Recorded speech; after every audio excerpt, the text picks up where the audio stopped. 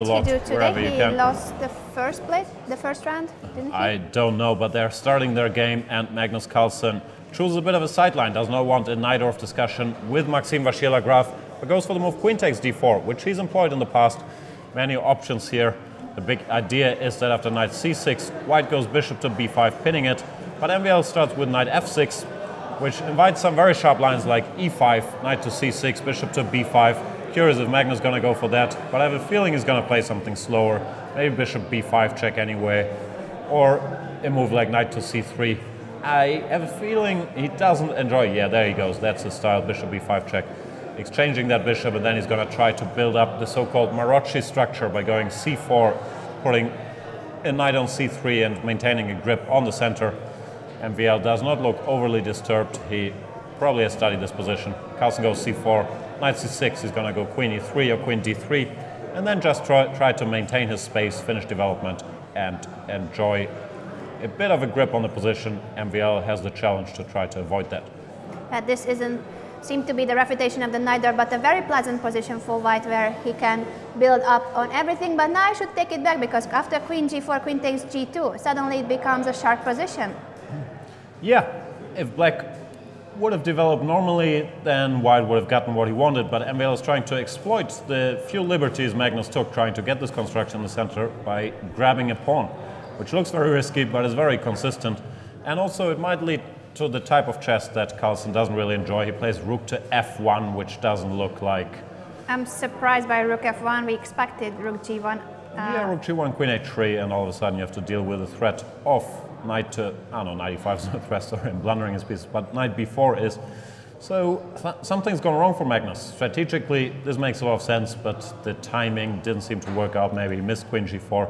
He's a pawn down against MVL, and this could be big trouble, because I can't really see a lot of compensation.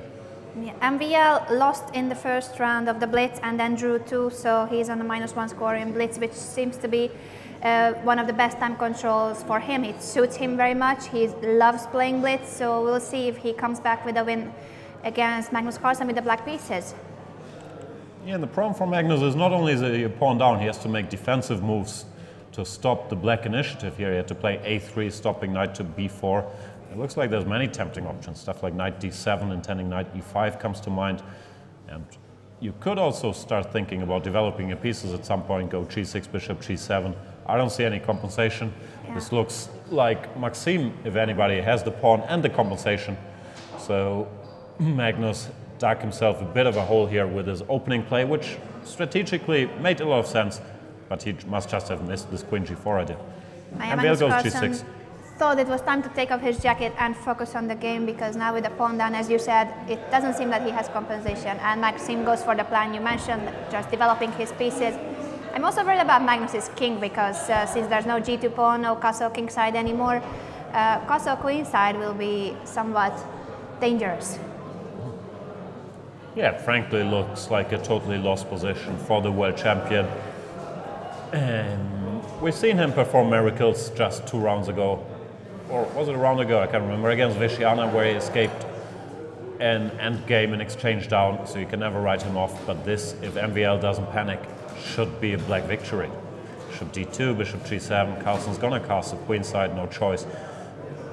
It's just lost. What can I tell you? We are surprised by Magnus Carlsen's opening choice. He must have confused maybe the variation. He mixed up something with the move order.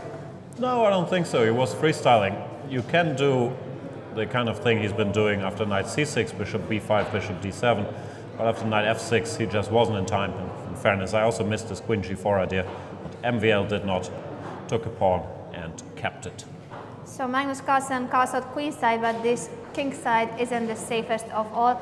So far nothing going on, but this g7 fianchetto bishop is targeting the long diagonal and will cause some trouble for the white king, and if not, it's simply just a pawn up, so he doesn't even need to give mate, it's a pawn up position. Yeah, Magnus continues playing. That's the best thing you can do in such positions. There is no tactics which he can induce, so he's trying not to allow Maxime to do further damage. Goes rook g1, maybe rook g3, and put a knight on d5. but the position remains very, very grim. The one problem Black has to solve is where he wants his queen. Like, he would have liked to transfer it to somewhere on the queen side, but rook g1 is directed against that, because now you can go queen h5, rook g5. And he played rook e8. I was going to say, after knight d7, you also have to worry a little bit about the queen being harassed. So Maxime just takes a timeout to defend his e7 pawn in case white ever goes knight d5. Rook g3 is on the board and queen e6, I believe he played. Yeah, queen e6, and we see that our camera angle is changing so we can have a look at the wall. But there we have our dear audience here in the Town Hall of Leuven. Hello, everybody. It's great to have you here. Later on, I will once again grab the microphone and ask some of our victims, where are they from, when did they learn to play chess, who are they rooting for, all those kind of questions. So please stay here after this round and I will go and interview some of you. Yep. I doubt we will interview Magnus Carlsen after this game, because it looks pretty bad for him. He's not going to be in the mood. After knight to a5, a new problem has occurred. It's going to be almost impossible to cover the c4 pawn. Therefore, yeah, it's no good advice to give him. Maybe some madness like c5, intending rook takes c5, b4. And yeah, there he goes. He did listen to you, so now that we know that you are helping Magnus Carlsen, he's wearing actually an earphone listening to us. Rook takes, no, d takes c5. Yeah, it's 2 pawns. Rook c5, b4 was unnecessarily complicated. Yeah. D c5 is less desirable positionally, because these pieces would be temporarily shut out of the game, but 2 pawns are 2 pawns. It is still a very, very desperate situation for Magnus Carlsen. He avoids the exchange of queens, thinks he has more practical chances with the queens on.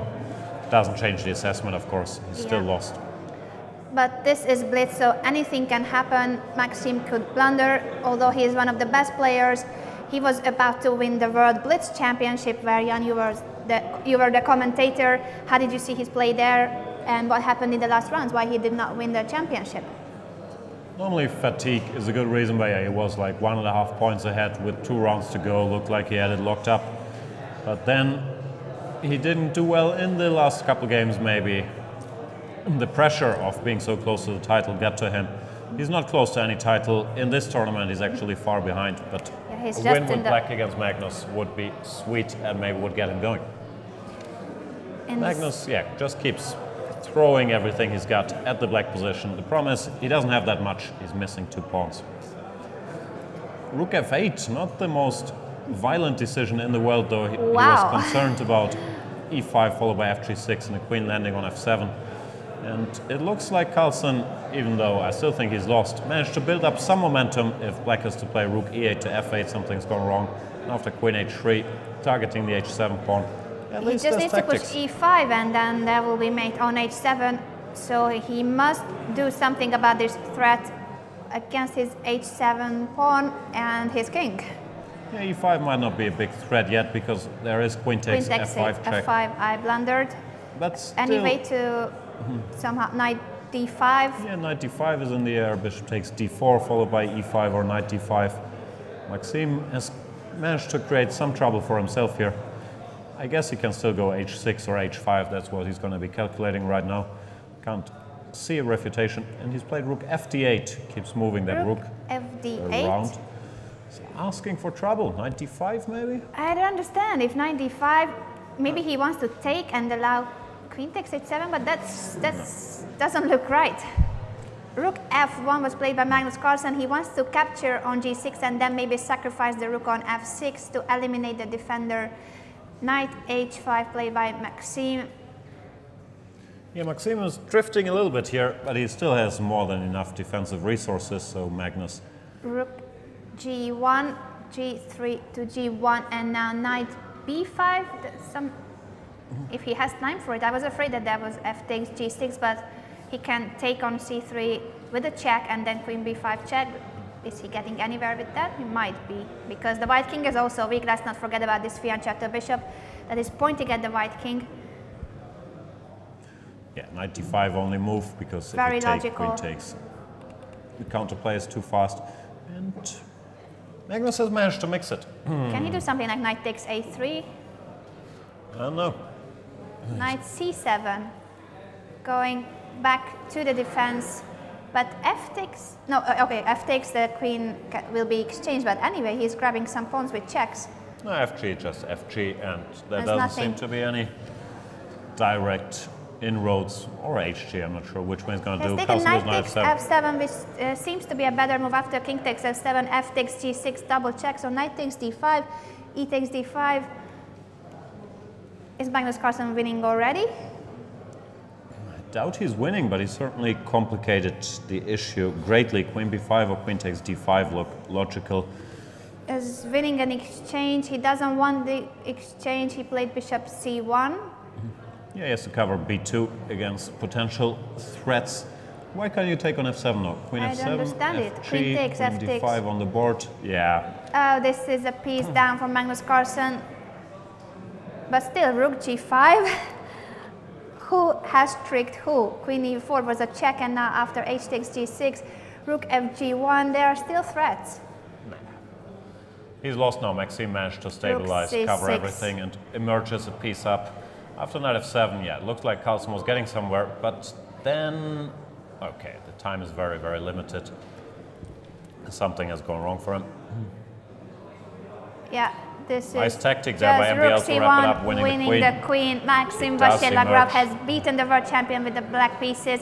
Maxime, who was at the very bottom of the standings with 9 out of 21, now he moves a bit upper on the standings, 11 points out of 21, still not any good for, no, sorry, it's 11 out of 22, 50%. But a very nice game by Maxime Vachier, or a very bad game by Magnus Carlsen, we can call it that way too. What's going on in Nakamura-Giri? Perpetual? No, queen d2, queen c4, trying to avoid perpetual.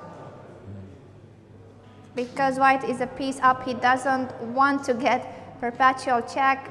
Yeah. What happened there? Anish lost. It was a hopeless position. He had some checks, but Hikaru prevailed, working on his comeback in the Blitz portion, where Anish Giri, I don't know, he doesn't seem to play that much Blitz. Maybe he's not so focused on it. He's had some good results, but in Paris and here, he hasn't done all that well. The Topalov-Kremlin game is still going on without handshake, of course, at the beginning and at the end of the game, and it's a rook end game.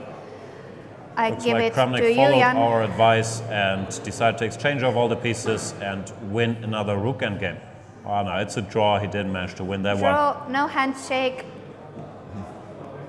The pawn will cost the black rook, therefore the players agreed to a draw in the biggest grudge match we have in chess, Topalov against Kramnik. And that was round 4. Let's see the results and the standings.